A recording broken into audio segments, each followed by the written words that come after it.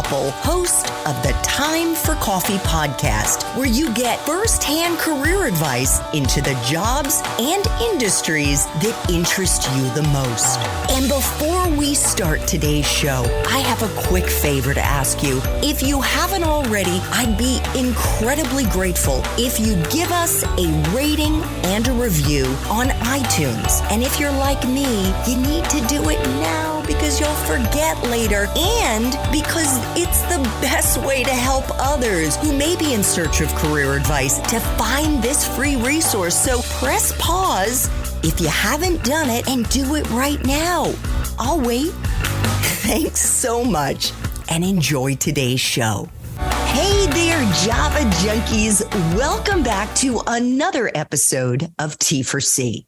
If you're interested in learning more about an entirely different way to spend your first year or maybe your first couple of years out of college or even out of high school, where you're paid to volunteer in the United States to improve lives and communities in this country, then this is the episode for you. Because my next guest is a volunteer with AmeriCorps. That's the federal agency for national service and volunteering. But before I introduce you to Emily Ray, I want to make sure you've signed up for the Java Junkies Journal. That's T4C's newsletter with career advice and job insights from the professionals like Emily who are actually working in them. Just head over to the Time for Coffee website at time4coffee.org, and the sign-up box is right there. Now, my service-oriented Sumatra lovers, please grab your mug and take a chug of your favorite caffeinated beverage because it's time for another caffeinated career conversation. And my guest is Emily Ray, a 2020 college grad who is in her second year of volunteer service at AmeriCorps. Since it first began in the 1960s as a program to combat poverty, when it was known as the VISTA program, which stands for Volunteers in Service to America, AmeriCorps, as it's now known, has provided opportunities for Americans of all backgrounds to serve their country and address some of our nation's most pressing challenges. Challenges like disaster response, providing economic opportunities, improving education, and environmental stewardship. AmeriCorps volunteers who are between the ages of 18 and 26 are working on a range of projects in thousands of locations all around the U.S. Prior to joining AmeriCorps in environmental stewardship, Emily worked on an organic farm right after graduating with a degree in environmental studies and geography. Emily, welcome to Time for Coffee. Are you caffeinated and ready to go? Thank you. Well, I'm vegan, so I don't drink coffee. No, I'm just kidding. What does being vegan have to do with that? I'm actually drinking tea. It's like black tea with lavender and honey. So, yeah. Wow. Kind of fancy. Sounds delicious. So do you just not like coffee? Honestly, I'm like scared of being addicted to caffeine, so I don't drink it very much. Wow. I've never heard of somebody describe it that way, being scared of addiction to caffeine. But, honestly, whatever works for you, it is all good. So before we get into what you're doing now at AmeriCorps, I was hoping we could flash back, Emily, to the spring of 2020.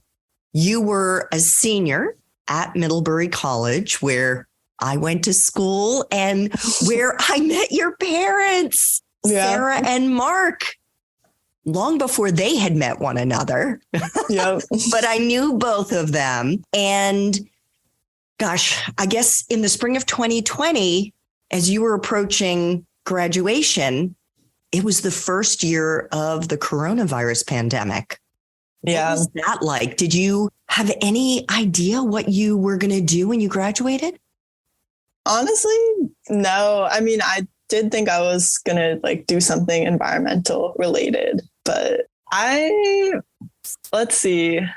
I was at home just finishing my classes, and it was really sad to finish college at home. And then I had this friend that I had met through an internship the year before, and she was working on a organic farm in Washington, like near Bellingham, which is north of Seattle. And I kind of just felt like doing something random and going for that in the summer. So I ended up going there to this organic farm.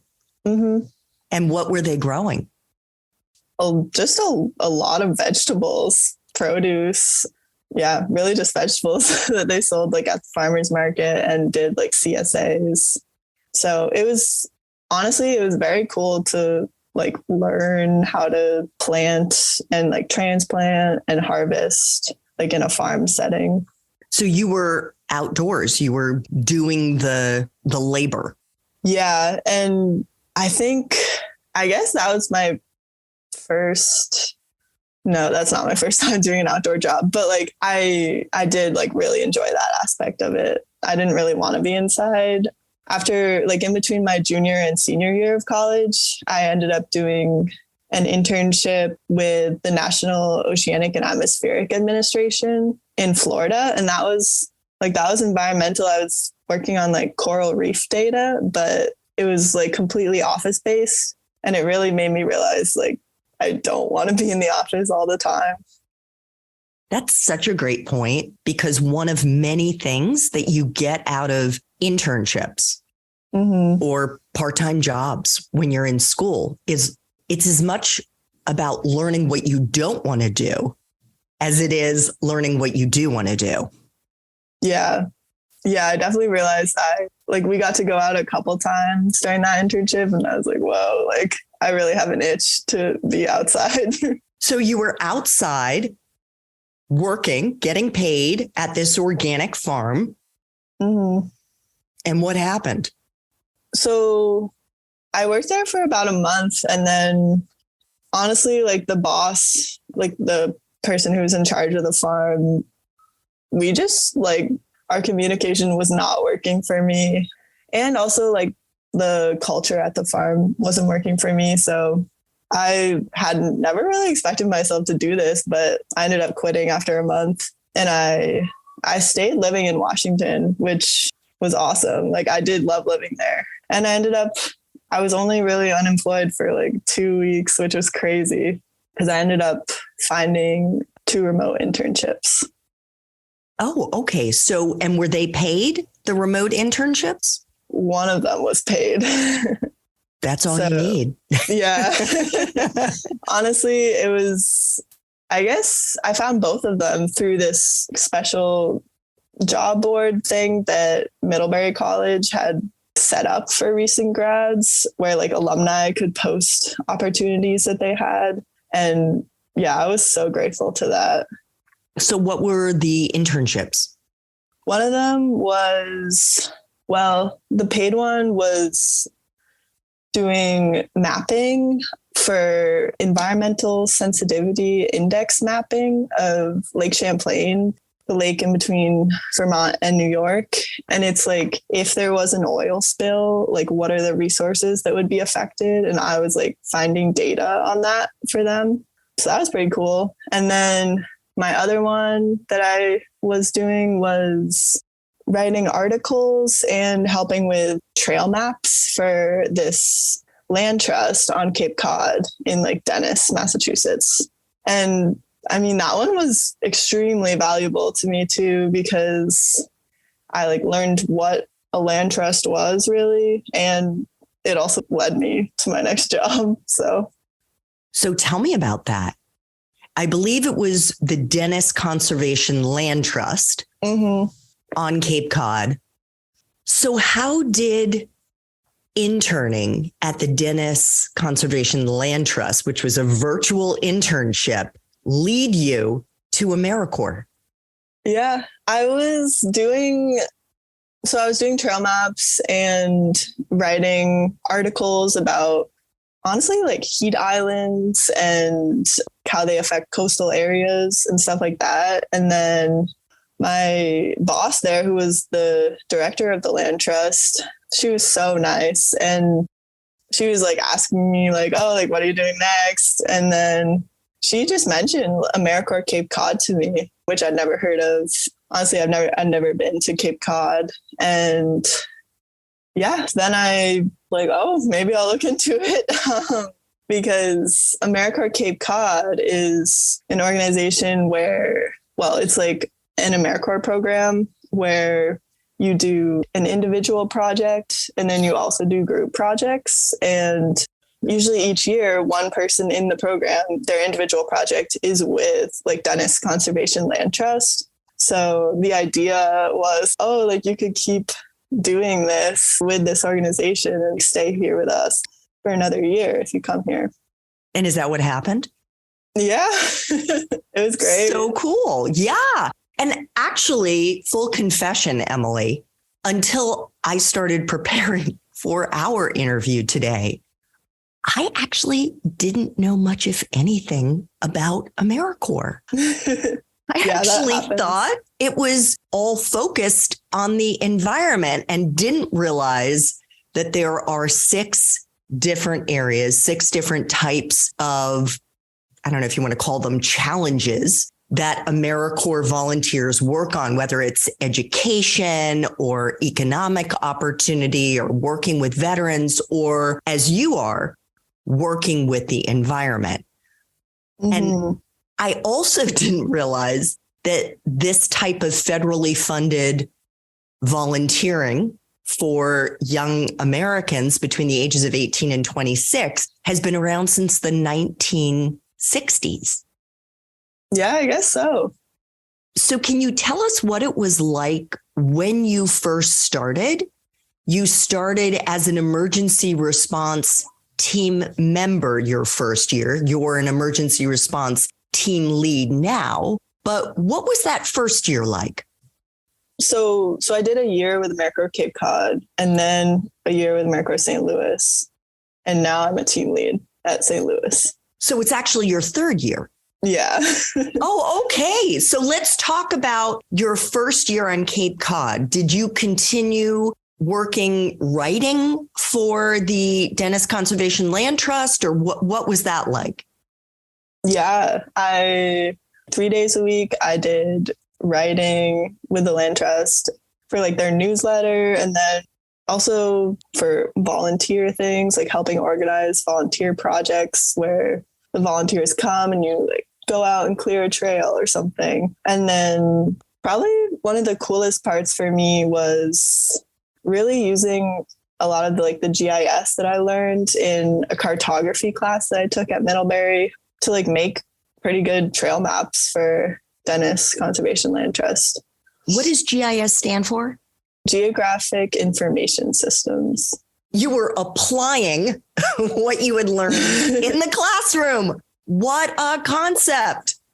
Yeah. And it was cool because I also was coming out of college intimidated to a lot of geography majors do kind of look for like jobs in GIS, but I didn't feel like I'm the most competent in GIS because it's got pretty hard to learn.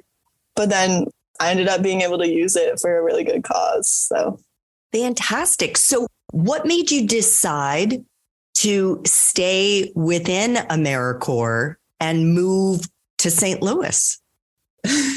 I mean, yeah, the reason that I knew about AmeriCorps St. Louis was just because I met a woman named Kelly, who works at a different land trust on Cape Cod. And she was just telling me a lot of stories about how she had done AmeriCorps St. Louis and been a team leader there for as well. So spent 2 years there and then gone to Cape Cod and done what I was doing at the time. So she told me later that she was really surprised that I went to St. Louis because she was just telling me about bushes of poison ivy and stuff like that that we encounter in Missouri. But I love it here. So tell me about that first year. What did you have to learn about? Because it was a very different experience from working on Cape Cod. Yeah, I would say, I think some of the biggest things I learned was chainsawing. I had gotten chainsaw training on Cape Cod, but in St. Louis, the program has a really good chainsaw training program. So I learned a lot about like felling trees and reading trees, assessing them, stuff like that. And then also about prescribed burning, because I only did 2 pretty small ones on Cape Cod, and it's just like more bigger scale in Missouri. Of course, it's not much like compared to out west. Well, I hope people are going to go and look at show notes and look at the photographs that I'm going to post along with this episode, because when you talk about learning how to use chainsaws, Emily, I mean, you are not messing around here. I actually learned again because you were kind enough to write this out, but you were telling me that chainsaws have different bar sizes. That's what they're called. Yeah. And it's how you categorize chainsaws. The smallest ones, you wrote me, have a 16-inch bar. Yeah, and those are the smallest ones that I use. Yeah. Right. And then there are 25-inch bars. There are 5 different sized bars that you've had to learn to use. Can you talk about what it's like? Because I've seen pictures. It's almost as tall as you are. I mean, it looks like that. The bar, it's huge. I feel like that might be an optical illusion. Okay, maybe it was, but it's 2 feet long. But yeah, no, the big ones, I would say maybe they're like half my size. The bar size, it definitely, you base what bar size you're using on like what you're cutting. So if you're cutting like smaller invasives or small trees, like you can use a pretty small bar. If you're cutting huge trees, large downed logs, stuff like that, then you'll definitely want like a bigger bar. How hard was it to learn how to use a chainsaw? Not too hard. I feel like if you learn to use one safely, just learn the safe practices, then it's not as scary as you might think. Well, it looked pretty intimidating to me, just checking out those photos. I want you to talk a little bit about some of the activities that you've been involved in since you moved to Missouri. And you've worked in 4 states. You haven't been exclusively in Missouri. You sent me the list of activities, which is like, it's over a page long. You mentioned the invasive species removal and treatment, trail clearing, tread restoration, burn piles, felling snags. I didn't even know what a snag was. Those are hazard trees that are dead and could easily fall on trails, fire line preparation, prescribed burning, picnic table, bench, and fire pit installation, prairie restoration, rare bat surveys, timber stand improvement, burned area emergency rehab, mucking and gutting flood damaged homes, and on and on. So can you tell us a story or two of maybe one of the more challenging experiences that you had and what it's actually like when you're not in St. Louis, when you're out kind of in the field working on one of the AmeriCorps projects?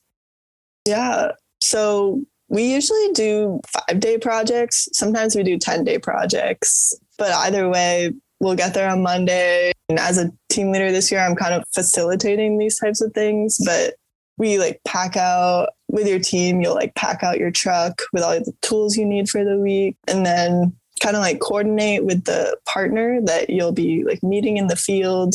And then you travel there. Sometimes we go, Missouri's, I mean, somewhat of a big state. So sometimes we will go like 4 or 5 hours. Sometimes it'll be like 1 hour, 2 hours. And then occasionally we do stuff in St. Louis. But yeah, we'll travel there and then just do the project for the week. And it can really change drastically based on like weather and other factors like that. So are you living in tents or are you in apartments or what's the living situation?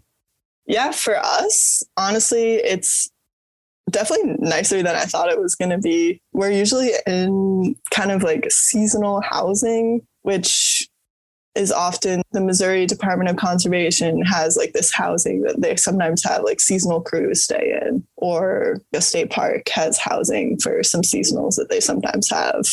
Occasionally we'll stay in like Airbnbs, or sometimes we'll camp outside. Not very often though, until the summer. Oh, okay. Well, that's good. So you don't have to do any winter camping. No.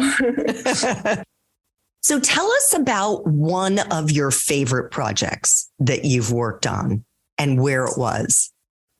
Oh, well, in terms of projects, definitely one of my favorites was I went to Prairie State Park last year for 10 days, which is it's in the southwest corner of Missouri, like right next to Kansas. And it's just such a cool place. Like I loved living there. The housing was kind of goofy that week. We were sleeping in the visitor center. So like some of my team was sleeping right next to a taxidermied bison, but it was super fun. And what were you doing? So we were doing prairie restoration overall, which involved prairies sometimes there was like a couple of creeks running through the prairies, and they have a lot of bushy, kind of like smaller trees popping up, where we were actually cutting those down because they were kind of like taking over the prairie grasses that were supposed to be there, because since it was so close to the creek, the fire couldn't really get to them and kill that vegetation off. That's something that's also cool, is that at Prairie State Park, they like use burns to just like keep the prairie healthy. Another thing we were doing was hand seeding parts of the prairie where the grass is kind of like, well, it was like a bare, so they needed to be like reseeded. And they had like collected bags of seed of some little blue stem and other like native prairie grasses. And so we were just like seeding them. That was really fun. I know you majored in environmental studies and geography at Middlebury.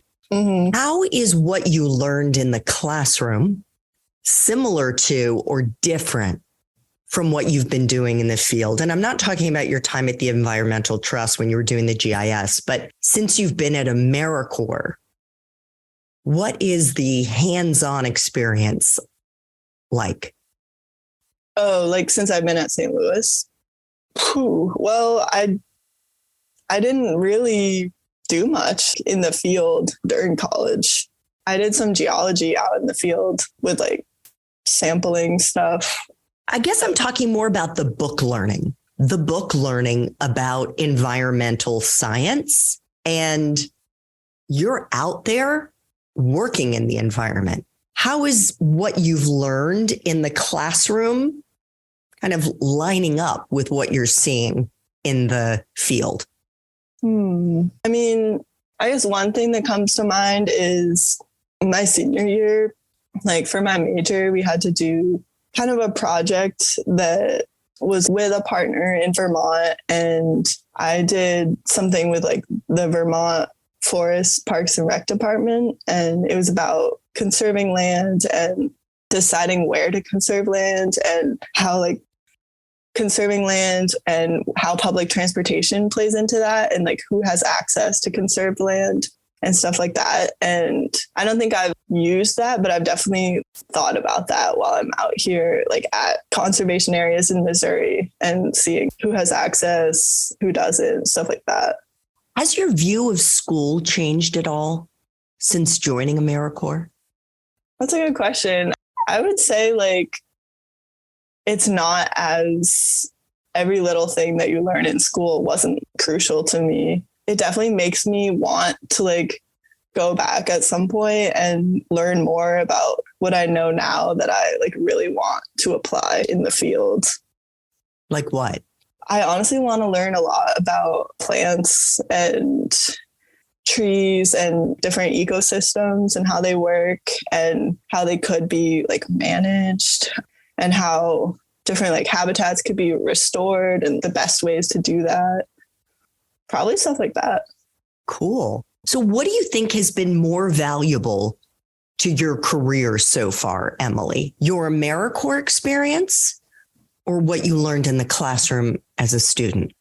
I mean, I would say my AmeriCorps experience. I've just like gained so many skills here. And that is kind of the point of AmeriCorps because they don't pay you very much. So it's really about like gaining skills to get into like certain industries. Well, let's talk about some of those skills because we've mentioned already some of your chainsaw skills. What other, I guess what we'd call technical skills, hard skills, would you say you've learned? And what about some of the soft skills that you've learned now as a team lead? Mm-hmm. I think for technical skills, it does, yeah, definitely chainsawing, which is just used in a variety of ways for conservation. And then also like prescribed burning and preparing like burn units. Mm-hmm. What about on the soft skills side? Can you talk about what it's been like to be a leader in your early 20s? Yeah, it's been more fun than I never really pictured myself doing this and being a leader, but I do like it a lot. Yeah, like it's weird living and working with people and then also being their team lead for a week and calling a lot of the shots, making sure your team is doing okay, morale is up, hopefully. You're like taking care of them, stuff like that. Have you had to make any hard calls? Have you had any like disciplinary things that you've had to do or things where you were put in a role that was uncomfortable for you? I definitely have learned more to just directly address things. Like when people say something that maybe that isn't okay to say, talking to them about it. And then also I've definitely been in uncomfortable situations with medical things that happen like out in the field. There was like one team that I was leading last year where someone was like having a medical situation kind of flare up and we were like 2 miles on a trail with no service off the road. So it was definitely a bit of a stressful experience. I'm sure. Emily, what kind of advice would you want to offer other students who are interested in environmental studies but aren't sure what they want to do when they graduate? Yeah, I would say looking back on it, just like taking good like science classes that you're interested in, but then also kind of following all the connections that you might have or you could pick up like from someone. Because once you meet people, at least in conservation, the people that I've met are really cool and they'll like tell you about someone else that they worked with or like a different program they were working with or agency, a lot of different stuff. So when you were in school, and granted your last year was, or last semester at school was during the coronavirus, but what do you wish you had known about kind of professional opportunities in the environmental space that you didn't know then? I feel like I didn't really know that like what I'm doing right now existed. I really thought that the environmental field was mostly just people gathering data for like researchers that are doing studies on like plants or animals or stuff like that. And then I knew that like office jobs existed for mapping and database management, stuff like that, because I like dabbled in that. Yeah. So what advice would you want to offer students who are interested in environmental studies, how they can uncover more opportunities that might interest them? I think just like Googling things like within, I remember finding like a really cool like environmental conservation job board, I think. And then just like the way that I found St. Louis was, well, I was like looking for things after Cape Cod, and I was kind of typing like a couple of things that I knew that I liked or was interested in learning. Like I did want to do like more prescribed fire. More prescribed fires? Is that like controlled burns? Is that what that is? Yeah. Yeah. So you put in prescribed fires, job opportunities. Is that what you did? Yes, actually. And did AmeriCorps come up?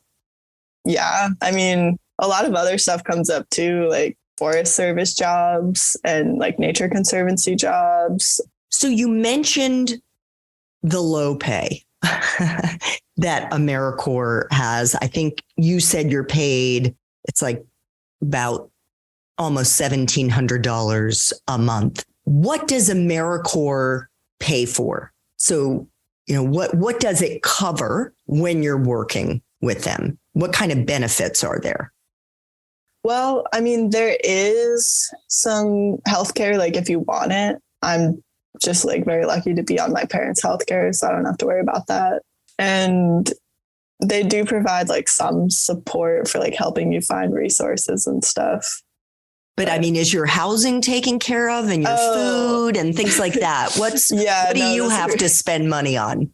Those are important things. So it really varies. On Cape Cod, my housing was taken care of. So I had a lower stipend. I was paid way less because the housing was taken care of, and housing is really expensive on Cape Cod. And then there I also did like, usually in AmeriCorps, you can like qualify for food stamps and EBT. So I was getting like $200 a month for food from the state of Massachusetts. So that was really great. And then Missouri kind of has different standards. In St. Louis, like with AmeriCorps St. Louis, they don't provide housing, but they have like houses that people kind of cycle through. So I live with like 3 people that did AmeriCorps St. Louis last year, and then 1 current person as well. And rent is like super cheap in St. Louis. So luckily, like, yeah, it works out. And so do you have to pay for your own food? I do, but not during the week. If we're out on project, there's like a food budget. We go on Mondays to a grocery store, usually before we arrive. And it does mean people get used to this, but we usually go to Walmart. We get like the great value version of a lot of stuff and keep it to like a certain amount of money per meal. It sounds very low, but we actually get like the actual budget is like $5 per person per day, I believe. But you kind of learn how to like make that actually work. Yeah, those are good life lessons for sure. Yeah. So 2 final T4C questions, Emily, and these are questions I try to ask all of my guests. The first one is, if you could share a time in your relatively short professional life so far when you failed or struggled. The most important part of this story is how you persevered, and if there was a lesson that you learned in the process. Yeah, honestly, I think back a lot to when I like first graduated college and was working on an organic farm. And I like after a month, or kind of during the month, I realized that the farmer, it wasn't really okay for me to make mistakes or like learn on the job. And I realized like how important that was to me, because I like love learning and I was trying hard. So I think I was really struggling with that because I kind of thought like it was my fault. Like I wasn't really communicating enough about like what I needed.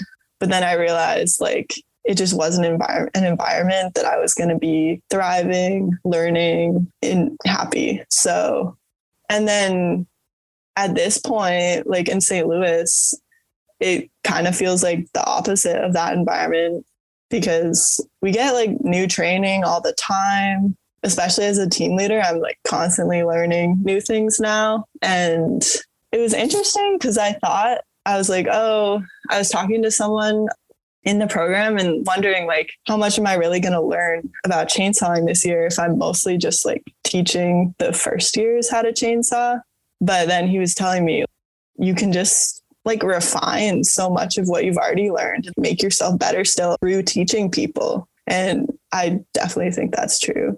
So what do you think the takeaway lesson is for our listeners, especially those who may find themselves in a job after they graduate that they don't feel is a good fit, that they don't like for whatever reason? I think just watching out for the environment that you're putting yourself in, and like, if you feel okay making mistakes so that you can learn and like get better. And then also just the people that you're surrounding yourself with, because it makes a huge difference to be like alongside good people every day. No doubt about it. And what about like psychologically? Because I'm guessing in the back of your mind before you quit working at the organic farm, you're like, I've only been here a month. How's this going to look on my resume? Yeah. Am I right? No, I definitely thought about that. But then I realized, it's just my first job after college. Like, I have so much ahead of me. And it worked out amazing. Like, I couldn't have dreamed. Well, yeah, I didn't know that I would be here at all. And I love it. So, final question, Emily. If you could go back to Middlebury and do it all over again, but based on the wisdom you have now, what advice would you give yourself? I would say I would tell myself to take probably a biology class and just do a little more environmental science out in the field, just to get more familiarity with field work. But then I would also tell myself, you don't even know that like what you're going to love exists. So it's a pretty exciting future out there. So basically, don't stress if you don't know exactly what you want to do, because you'll discover it. Is that another way of saying it? Yeah. I love it, Emily. So do you have any idea what you want to do at the end of this third year? When is the end of the third year for you? We'll be spending the summer in Montana, and then it ends like halfway through August. And we're doing this interview, I should let our listeners know, towards the end of November 2022. So you're looking at the summer of 2023. Have you thought at all about that next step? I've thought about it, yeah, but I'm definitely still not sure. I think I've really been like meeting some people just throughout day to day, meeting people like in the Forest Service or with the Missouri Department of Conservation or the Nature Conservancy, or alumni of the program that like come back. And I like asking them about their job. So I have some ideas about what I want to do, because I do want to like stay within like conservation realm. And I definitely like still, I still want to like chainsaw and burn just because it's really fun. You are such a badass. Emily, I want to thank you so much for making time for coffee today with me and the T4C community. This was wonderful. Yeah, thanks for having me. Thanks so much for listening to this latest episode of T4C. And if you're interested in learning more about my coaching services for confused college students and recent grads, feel free to check out the Time for Coffee website under the coaching tab at time4coffee.org, or text me at 202-236-5712. That's 202-236-5712.